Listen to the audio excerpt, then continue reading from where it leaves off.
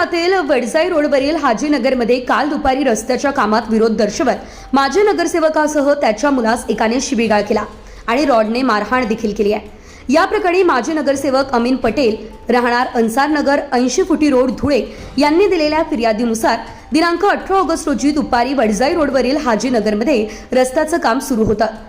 यावेळेस उसामा अन्सारी बेकरीवाला राहणार हाजीनगर धुळे यांनी रस्ता कामाला विरोध करत रस्त्याच्या कामावरून हाजीनगर परिसरात माजी नगरसेवक अमीन पटेल यांना मारहाण केली। रस्त्याचं काम करू देणार नाही आणि गल्लीतून रोलर जाऊ देणार नाही असं म्हणत हुज्जत घातली। यावर रस्त्याचं काम होऊ द्या, जे नुकसान होईल ते भरून देऊ असं समजावून सांगितले असता राग आलेल्या उसामा अन्सारी यानं शिवीगाळ करण्यास सुरुवात केली। याशिवाय त्याच्या हातातील लोखंडी रॉडने डाव्या पायावर आणि मुलगा फैजल यांच्या उजव्या हातावर वार केले। याशिवाय जीवे ठार मारण्याची धमकी दिली। या फिर्यादीवरून चाळीसगाव रोड पोलीस ठाण्यात उसामा अन्सारी यांच्या विरुद्ध गुन्ह्याची नोंद करण्यात आली।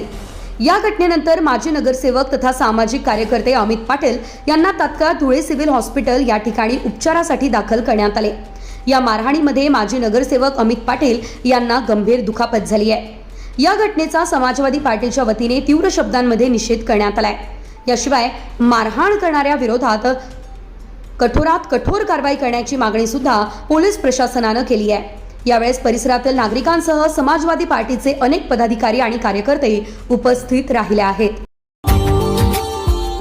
Subscribe now and press the bell icon. Never miss an update.